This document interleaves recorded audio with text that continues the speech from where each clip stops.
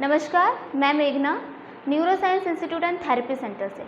आज आपका बहुत ही अच्छा और अमेजिंग टॉपिक स्टार्ट होने वाला है रेस्पिरेटरी सिस्टम।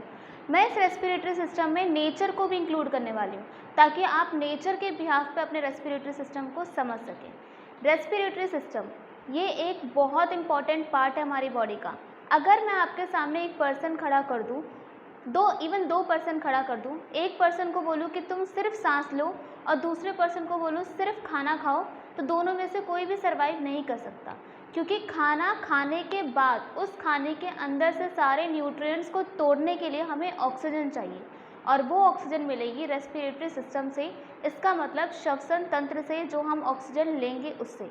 अब खाने को तोड़ने के लिए जो ऑक्सीजन चाहिए, उस ऑक्सीजन को पाने के लिए हमें सांस लेना पड़ेगा। तो सांस लेने की क्या प्रक्रिया होती है, सांस लेते वक्त कौन सी गैस आती है और सांस छोड़ते वक्त कौन सी गैस जाती है, और ये सारा प्रोसेस कितने चंद मिनटों नहीं चंद सेकंड में होता है, वो सारी चीज़ें हम आपको इस वीडियो में समझाएंगे। सबसे पहले मैंने आप ये चीज़ देख सकते हैं कि एक तरफ मैंने यहाँ पे श्वसन तंत्र बनाया है, दूसरी तरफ यहाँ पे पेड़ बनाया है। ऐसा क्यों? क्योंकि इंसान और पेड़ों का लेना देना बहुत शुरू से है। इंसान जब सांस लेंगे तो उसका सारा डिपेंड होता है पेड़, यानी पेड़ जो सांस छोड़ेगा यानी O2 वो इंसान लेगा, और इंसान जब CO2 छोड़ेगा तो वो पेड़ लेगा। अगर हम इंसान और पेड़ों में से किसी भी एक चीज़ को हटा दें, मान लो मैंने पेड़ों को हटा दिया, तो इंसान नहीं रह सकते, और अगर इंसानों को हटा दिया तो पेड़ भी नहीं रह सकते, क्योंकि पेड़ों को जीने के लिए CO2 चाहिए और हमें जीने के लिए O2 चाहिए। तो हम कैसे लेते हैं, हमारी बॉडी में O2 कैसे आता है, ये मैंने श्वसन तंत्र बनाई है। हम सांस लेते हैं नाक से, और नाक को हम नोज़ बोलते हैं या फिर आप इसको नॉस्ट्रल भी बोल सकते हो। सांस लेते वक्त O2 हमारे यहाँ पर आएगा। जैसे यहाँ फेरिंग्स में आता है तो हमारे दो पार्ट हो जाते हैं, एक होता है फूड पाइप वाला पार्ट, एक होता है ट्रैकिया वाला पार्ट। आपको इस फूड पाइप की बात नहीं कर रहे क्योंकि वो हमारा इस श्वसन तंत्र में नहीं है, इसलिए हम विंड पाइप में यानी ट्रैकिया वाले पार्ट में जाएंगे। जैसे आप ट्रैकिया वाले पार्ट में देखोगे, मैंने यहाँ पे डैश डैश डैश करके चीज़ें बना रखी है, ये है कार्टिलेज। इस कार्टिलेज का काम क्या होता है कि कभी आप फोर्सफुली सांस को छोड़ो तो सारे का सारा सांस जो आपने 100% लिया है वो सब कुछ बाहर आ जाएगा। जैसे ही बाहर आ जाएगा आपके लंग्स सिकुड़ जाएंगे। नॉर्मल सा एग्जांपल, एक बलून है, बलून को मैंने पूरा फुला दिया जितना उसकी कैपेसिटी थी वो, और लास्ट में मैंने हवा छोड़ दी, उसका सारा एयर निकाल दी, तो आप देख सकते हो बलून की स्किन कितनी श्रिंक हो जाती है। वैसे ही लंग्स हैं, अगर आप एकदम से सारा का सारा सांस बाहर, सारी की सारी एयर बाहर निकाल दोगे तो लंग्स श्रिंक हो जाएंगे। तो लंग्स श्रिंक ना हो, इस वजह से नेचर ने क्या करा, यहाँ पे कुछ कार्टिलेज प्रेजेंट कर दिए, जिसमें हम अगर फोर्सफुली सांस को बाहर छोड़ते हैं, मान लो हमने 100% सांस को बाहर छोड़ा, तो 90% बाहर चला जाएगा और 10% हमारे ट्रैकिया में फंस जाएगा, ताकि हमारे लंग्स श्रिंक ना हो। तो ट्रैकिया का ये जो सी शेप कार्टिलेज है, इसका फंक्शन यही है कि 10% रेजिडुअल वॉल्यूम हम अपने पास बचा के रखें ताकि ये लंग्स श्रिंक ना हो। अब जो ट्रैकिया ये दो पार्ट में डिवाइड हो गया, क्योंकि हमारे पास दो लंग्स है, राइट और लेफ्ट। तो मैं आपके सामने एक लंग डिस्क्राइब करूँगी, सेम टू सेम दूसरा वाला लंग भी वैसा ही फॉलो करना है। तो जब ये ट्रैकिया यहाँ तक है तो इसको दो पार्ट में डिवाइड करा, लेफ्ट और राइट, जिसको हम बोलते हैं राइट और लेफ्ट ब्रोंकस। अब मैंने इसके समझाने के लिए कि लंग्स के अंदर क्या क्या चीज़ें होती हैं, इस चीज़ को समझाने के लिए मैंने यहाँ पे पेड़ बनाया है। आप ये पेड़ को देखो, ये आपका ट्रैकिया है और इस ट्रैकिया के दो ब्रोंकस बना रखे हैं, ये दोनों लेफ्ट साइड जा रहे हैं मान लो, और ये दोनों राइट साइड जा रहे हैं।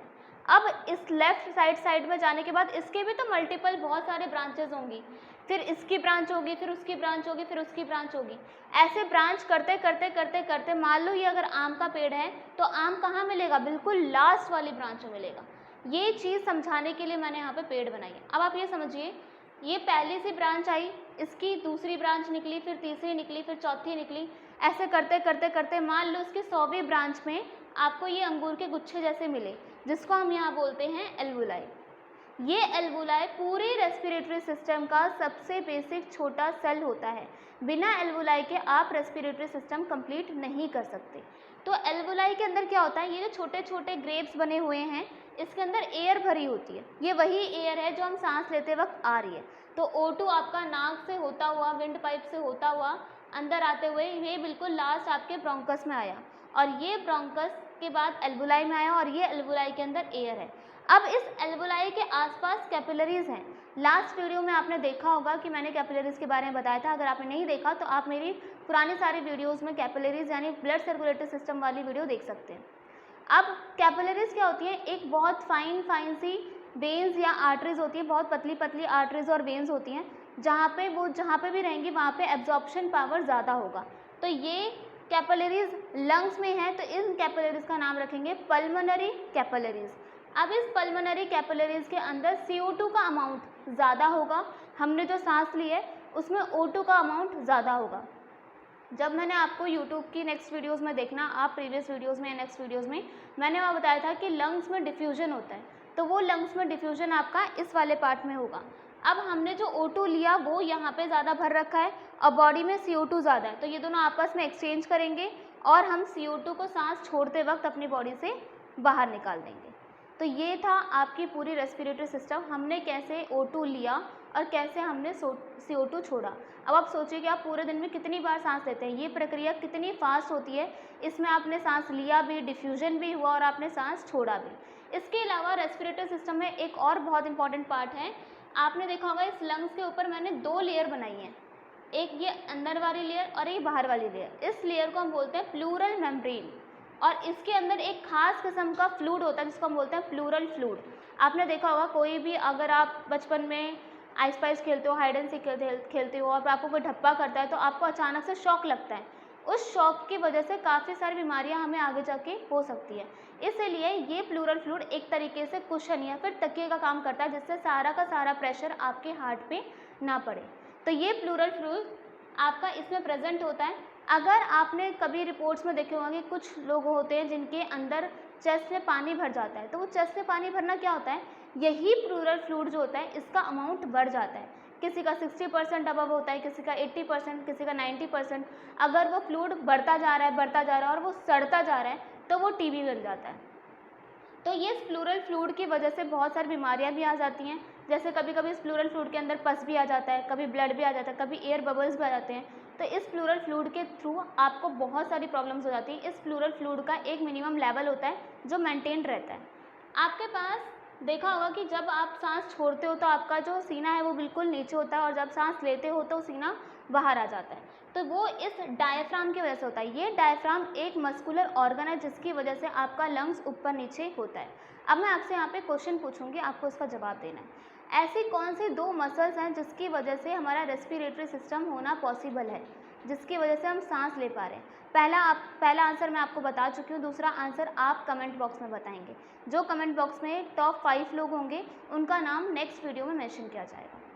ये था रेस्पिरेटरी सिस्टम और इस रेस्पिरेटरी के रिगार्डिंग मैंने नेचर को इंक्लूड करा, उसके लिए मैंने बनाए यहाँ पे पेड़, ताकि आपको बहुत आसानी से पेड़ और इंसान के बीच में जो कनेक्शन है जिसकी वजह से हम लोग यहाँ सर्वाइव कर रहे हैं, O2 और CO2, जिसकी वजह से हम लोग यहाँ पर हैं, जिस धरती पे हैं, वो समझाने की एक छोटी सी कोशिश करिए। आशा करते हैं आपको ये वीडियो बहुत अच्छी होगी। इसको लाइक, शेयर और सब्सक्राइब करें। इसके अलावा आप बहुत सारी चीज़ें और समझ सकते हैं इसके बारे में। अगर प्लूरल इफ्यूजन के अंदर ब्लड भर जाता है तो हम इसको बोलते हैं हीमोथोरैक्स। अगर प्लूरल इफ्यूजन के टाइम पे पस भर जाता है तो बोलते हैं पायरोथोरैक्स। अगर एयर भर जाते तो आप नॉर्मली आप जानते हो उसको बोलते हैं निमोनिया। तो ऐसे लंग्स के बहुत सारे डिसऑर्डर्स होते हैं। कुछ लोगों को अस्थमा की प्रॉब्लम्स होती हैं और बहुत सारे लोगों की इंक्वायरीज होती है कि अस्थमा आखिर होता क्यों है। वो होता इसलिए क्योंकि ये जो एल्वोलाई हैं इनके अंदर इन्फ्लामेशन यानी सूजन, डस्ट या फिर स्मोकिंग करते वक्त जो एयर होती है वो सारी, क्योंकि उस स्मोकिंग के अंदर जो सिगरेट की जो स्मोकिंग होती है उसके अंदर कार्बन डाइऑक्साइड अमाउंट ज़्यादा होता है, तो उसकी वजह से अगर इस एरिया में इन्फेक्शन आ जाते हैं और ये इन्फेक्शन बढ़ते एक सीवियर लेवल तक पहुंच जाता है तो हम उसको बोलते हैं अस्थमा। तो अस्थमा वाली प्रॉब्लम, अगर अस्थमा की प्रॉब्लम नहीं है तो उनको ब्रोंकियाइटिस की प्रॉब्लम्स होंगी। तो आप अपने कभी भी अपने जानकार में किसी का रिपोर्ट पढ़ते हैं रिगार्डिंग लंग्स के रिगार्डिंग, तो वहाँ पे आपको ब्रोंकियाइटिस वर्ड बहुत आराम से सुनने को मिलेगा। तो मैंने आपको इस वीडियो में रेस्पिरेटरी सिस्टम के अलावा कुछ प्रॉब्लम्स ही बताई जो आप normal report, x ray, CT, MRI किसी भी रिपोर्ट में बहुत ईजिली मेंशन कर सकते हो। आपको लंग्स के बारे में बहुत ब्रीफली मैंने समझाने की कोशिश करी क्योंकि इसमें मैंने आपको नेचर इन्वॉल्व करा है। अब आप देखिए कि इसमें मैंने आपको ये बताया कि जितने भी लंग्स होते हैं ये जितने भी 2 लंग्स होते हैं इसके अंदर पर्टिकुलर लोब होते हैं। एक तरफ आपके 3 लोब्स होंगे, एक तरफ आपके 2 लोब्स होंगे।